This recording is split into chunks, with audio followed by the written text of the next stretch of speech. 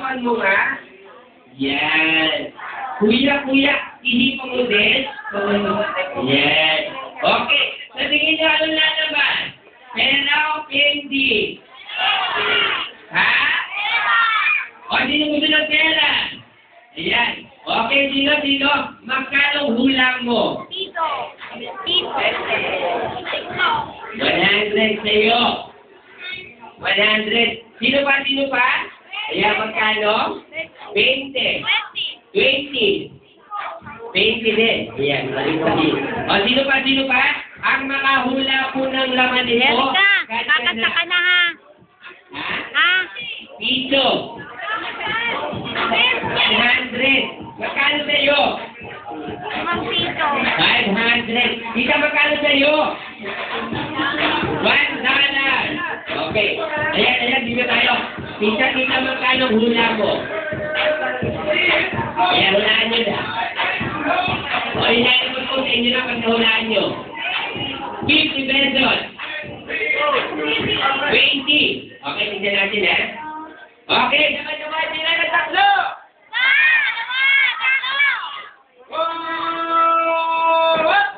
Kaya, magkano na ba? Kaya, meron pa nakahula? Sino may gusto? Nagtrabaho kayo.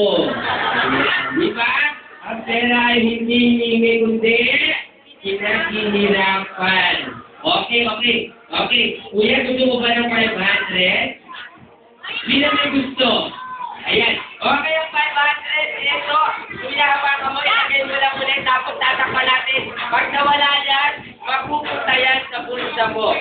Bayag o hindi? Okay, bayag ha. Bilang ka na ng tatlo. Gusto kayo magmalakot? Gusto kayo pinakamalakot? Pinakpag mo ba? Ayan. Ihipa mo naman. Ihipa mo ate ha. Ate, ikutin mo sa kanilang bulsa mo kuya. Pag uwi mo sa bahay. Ayan. Dahil sa binugot mo ngayon, mawawala ang 500. Saan nyo hugutin? Sa bahay. Kuya, kung hindi ka naniniwala, ito ipapahit ko lang okay, tayo ka para makita nila. Kukuhanin natin yung 500. Whoop! Yan. Okay. Okay natin yung 500. Ito ba? Ito ang 500 Okay, tatakpan ko ate silipin mo sa ilalim. Andyan? Sa kabila. Okay. Sino una nakahula kanina? Ibibigay natin kay... Whoop! Wow! Nandito na yung 500. Kuya, tayo na dahil ikaw nakahula. Maraming salamat. Palakpakan natin si Kuya Aaron. Yan. Sino ba gusto ng 500? Magtrabaho kayo. Yan. Okay. Gusto nyo ba ng magic? Talaga? O, bring me muna tayo, bring me bago ako magpa-magic. Ayan, sino nakakalam ng bring me? Ayan, ate, halika, tayo ka, halika, yan. Ayan. Ate, paliwanag ko lang ha. Ayan, pag natama ka, may regalo ka. Ano ang bring me? Ha?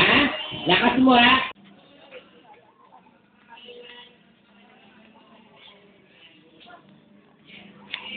Hindi nila makita.